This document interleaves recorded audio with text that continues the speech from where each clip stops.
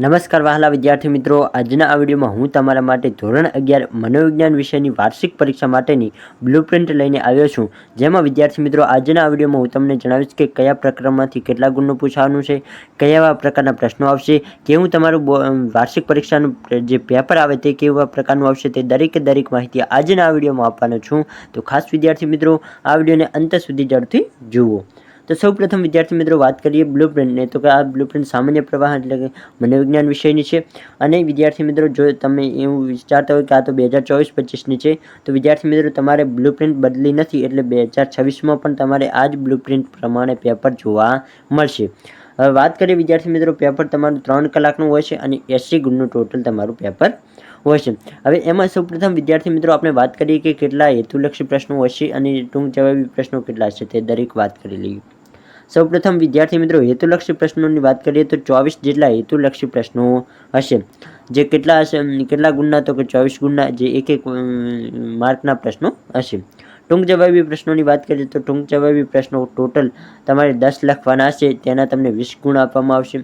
અને વિકલ્પ સાથે એટલે કે જે વિદ્યાર્થી મિત્રો ટોટલ તમને 14 પ્રશ્નો આપવામાં આવશે, પરંતુ તમારે લખવાના કોઈ પણ 10 પ્રશ્નો હશે, એ રીતે તમને આ પ્રશ્નો આપવામાં આવતા હોય છે. ટૂંક જવાબી પ્રશ્નોની વાત કરીએ તો ટોટલ તમને 10 જોવા મળશે, તેમાં તમારે લખવાના 7 હશે, તેના તમને 21 ગુણ આપવામાં આવશે.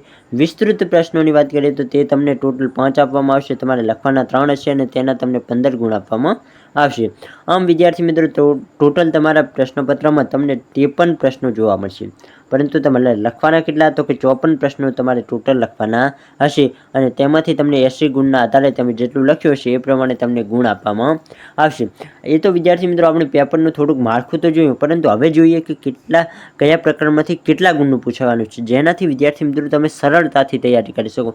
હજી સુધી તમે કંઈ ના વાંચ્યું હોય તો તમારે માત્ર પાસ થવું હોય તો પણ તમને એ ખબર હોય કે કયા પ્રકરણમાંથી કેટલા ગુણનું પૂછવાનું, તો તમે એ પ્રકરણોને વધુ સારી રીતે તૈયાર કરીને સારા એવા ગુણ મેળવી શકો છો. અને ખાસ વિદ્યાર્થી મિત્રો તમારે આ જાણવું તો ખૂબ જ જરૂરી છે કે કયા પ્રકરણમાંથી કેટલા ગુણનું પૂછવાનું છે. પ્રકરણ 1 તેમાંથી 10 ગુણનું પૂછવાનું છે વિદ્યાર્થી મિત્રો, ખાસ યાદ રાખજો. પ્રકરણ 2 ની વાત કરીએ તો પ્રકરણ 2 માંથી આમ તો જનરલ વિકલ્પ વિના 7 ગુણનું, પણ જનરલ વિકલ્પ સાથે 9 ગુણનું પૂછવાનું છે. પ્રકરણ 3 માનવ વિકાસમાંથી 11 ગુણનું. પ્રકરણ 4 ની વાત કરીએ તો પ્રકરણ 4 માંથી વિદ્યાર્થી મિત્રો ટોટલ 9 ગુણનું પૂછવાનું છે.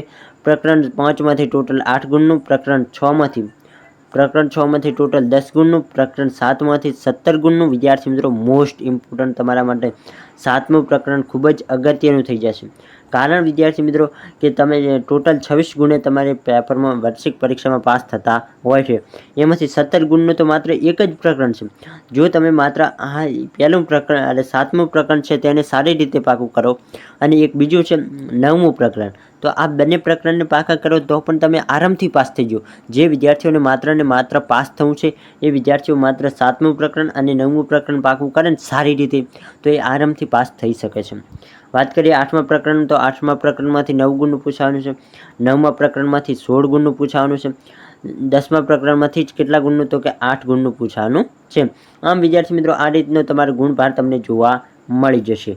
વિદ્યાર્થી મિત્રો હવે વાત કરીએ ટોટલ તમારું 80 ગુણનું પેપર હશે. અહીં વિકલ્પ સાથેની વાત કરીએ તો 107 ગુણનું જોવા મળશે. હવે વિદ્યાર્થી મિત્રો એક પ્રશ્નપત્રનું માળખું જોઈએ કે કયા વિભાગમાં કેટલા ગુણનું પૂછવાનું છે. તો વિભાગ એમાં તમને 16 ગુણનું ટોટલ જોવા મળશે. વિભાગ બીની વાત કરીએ તો 8 ગુણનું. વિભાગ સીની વાત કરીએ તો વિદ્યાર્થી મિત્રો વિભાગ સીમાં 20 ગુણનું પૂછાશે.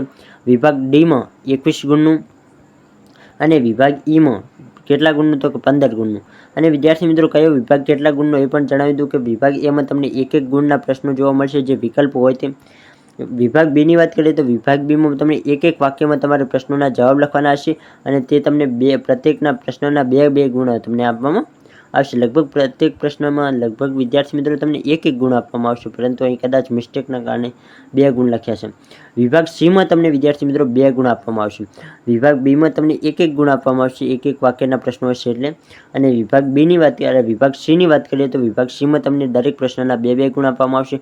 ટોટલ તમારે વિભાગ સીમાં 10 પ્રશ્નોના સાચા જવાબ લખવાના રહેશે. વાત કરીએ વિભાગ ડીની, તો વિદ્યાર્થી મિત્રો વિભાગ ડીમાં ટોટલ તમને 21 ગુણનો વિભાગ જોવા મળશે. તેમાં તમને દરેક પ્રશ્નના 3 ગુણ આપવામાં આવતા હોય છે. વાત કરીએ વિભાગીની તો વિભાગીમાં તમને ટોટલ 15 ગુણનો પૂછવાનો છે અને દરેક પ્રશ્ન 5 ગુણનો હશે, એટલે ટોટલ તમારે 3 પ્રશ્નો લખવાના હશે. તો આ રીતે વિદ્યાર્થી મિત્રો તમારું મનોવિજ્ઞાન વિષયનું સંપૂર્ણ માળખું જોવા મળશે. આજનો વિડીયો પસંદ આવે તો વિદ્યાર્થી મિત્રો વિડીયોને લાઇક કરી શકો છો. આપણી યુટ્યુબ ચેનલ પર પહેલી વાર આવે તો ચેનલને સબસ્ક્રાઇબ કરી શકો છો, કારણ કે વિદ્યાર્થી મિત્રો તમારા માટે હજી મનોવિજ્ઞાન વિષયના ઘણા બધા આઈએમપી પ્રશ્નો તેમજ જે મોસ્ટ આઈએમપી પેપર સોલ્યુશનના વિડીયો પણ જલ્દી આવવાના છે, તો જરૂરથી ચેનલને સબસ્ક્રાઇબ કરીને રાખજો.